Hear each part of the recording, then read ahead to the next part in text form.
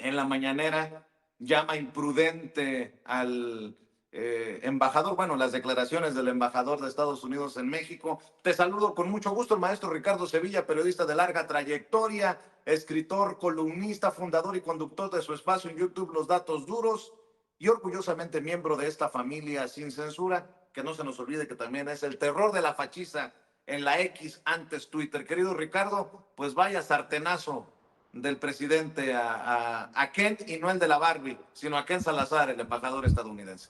Así es, mi querido Vicente, le da un auténtico sartenazo en la boca a Ken Salazar y le responde luengamente a pues, a este personaje fundamental en la política de Estados Unidos, aunque muchos dicen que está retirado, la verdad es que está en activo, no hay que andarnos con cuentos. Ahora bien, Ken Salazar no se manda solo, Vicente. Este político sombrerudo no es más que un vocero del país más funesto e injerencista del mundo, Estados Unidos. Hay que dejarnos de darle rodeos a las cosas. Hay que estudiar un poco. Allá en la derecha no tienen por hábito estudiar, pero Ken Salazar, Vicente, es uno de los tantos políticos que cada determinado tiempo aparecen para tratar de meter su cuchara en los asuntos exteriores. Es un agente golpista, hay que decirlo también con todas sus letras. Ahora bien, es muy importante recordarle a usted, público memorioso, que Estados Unidos siempre ha sido una nación injerencista.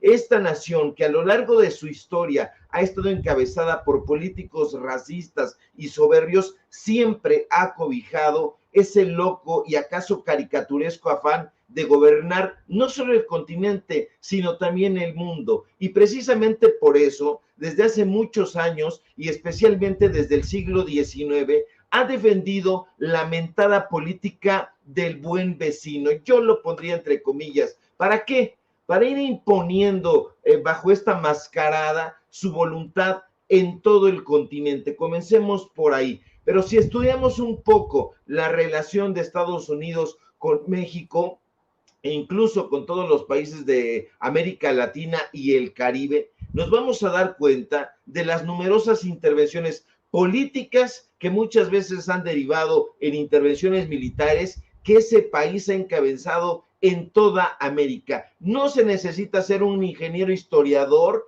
como Enrique Krause para entender que desde su nacimiento como nación independiente, Estados Unidos se caracterizó por sus ambiciones y por sus deseos de expansión. De hecho, a lo largo de los siglos XVIII y XIX, sus esfuerzos estaban concentrados en una sola meta: expandirse hacia todos lados. Y eso ha incluido, desde luego, expandirse hacia México. Ahora bien, o ahora mal, esa actitud injerencista, Vicente, que hoy sorprende a tantos cándidos, no es nueva. Hay historiadores, y aquí hablo de historiadores serios, no como el payaso de Krause o como el payaso, el arlequín de Martín Moreno, que aseguran que los primeros habitantes de las 13 colonias ya profesaban esa ideología injerencista. Sí, es así, una ideología, por cierto, ramplona, que estaba basada en la creencia de que Estados Unidos era una nación destinada a expandirse desde las costas del Atlántico hasta el Pacífico. A principios del siglo XIX, esa ideología perniciosa, por donde se le vea, se propagó en los círculos sociales y políticos de Estados Unidos. Incluso el expansionismo, hay que recordarlo, fue utilizado como escudo de batalla en las intervenciones militares que se llevaron a cabo a todo lo largo y ancho del siglo XIX. Los propios escritores ingleses se encargaron de considerar a otros escritores que defendían el injerencismo estadounidense y por supuesto a los políticos como piratas, hay que recordarlo, como piratas cuyo interés expansionista los llevó a buscar la superioridad en ultramar. Y es que tampoco debemos olvidar que los políticos injerencistas de Estados Unidos estaban empeñados en tratar de controlar las rutas marítimas de comercio para expandir ahí también su poder económico. De modo que Estados Unidos, a diferencia de lo que aseguran muchos cándidos, nunca ha sido, pero para nada, un buen vecino. Sus clases burguesas, ávidas de poder y de dinero, han sido las que han ordenado y financiado todas las incontables batallas narrativas, las batallas bélicas durante muchísimas épocas a lo largo del continente americano.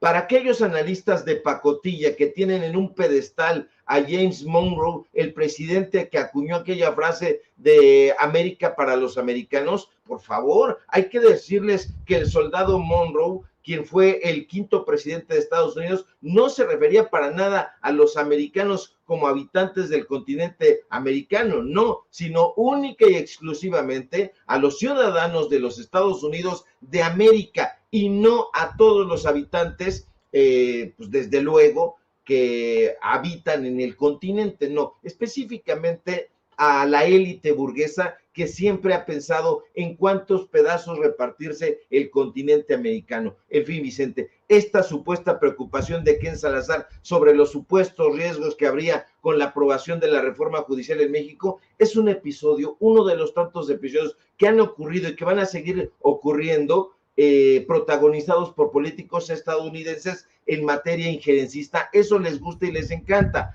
y precisamente por eso yo estoy completamente de acuerdo con el presidente López Obrador cuando asegura que esta postura de Ken representa una acción inaceptable, es injerencismo puro y sí contraviene a la soberanía de nuestro país. Y bueno, pues evidentemente va a estar de acuerdo él con Norma Piña, porque acuérdese usted que los políticos de ese país, en su mayoría conservadores y neoliberales, siempre han querido que se trate no de una relación bilateral. Se habla de una relación bilateral, ellos no quieren que sea bilateral, quieren que sea unilateral, pero afortunadamente México en este momento, Vicente, tiene un presidente al que no le tiembla la voz para decir que la política de Estados Unidos es injerencista y que estas declaraciones de un personaje como Ken Salazar, pues son desatinadas, son desafortunadas. Un personaje que hay que decirlo, por cierto, aparece retratado felizmente con Norma Piña. Eso nos debe alertar un poquito. ¿Por qué? Porque yo no dudaría, pero ni por un momento, que Norma Piña pudiera ponerse o estando tramando en lo oscurito, pues un cierto acuerdo con Estados Unidos. Acuérdese usted que para traicionar al pueblo de México, para traicionar a la patria, ahí están ciertos personajes. No se nos olvide, en 1905 hubo intervención en México de Estados Unidos como apoyo al dictador Porfirio Díaz. Eso no lo quiere hablar Krause. No se acuérdese que también querían apresar a Pancho Villa en 1917 y también se metieron al país. Es decir, es un episodio más en todo este entramado histórico de injerencismo de parte de Estados Unidos, mi querido Vicente. Así es, le voy a pedir un par de minutos al senador Israel Zamora Guzmán, vicepresidente de la mesa directiva de la Comisión Permanente del Congreso de la Unión, para cerrar contigo, Ricardo, porque los medios corporativos ya lo tenemos en el sistema al senador y yo le agradezco su puntualidad, pero quiero escuchar a qué te refieres con que, digo, es obvio, pero ¿qué has visto de estos medios corporativos que siguen mintiendo y calumniando, más allá del algoritmo de Pedro Ferriz de Con y estas mamarrachadas, mi querido Ricardo Sevilla, ¿con qué cierras?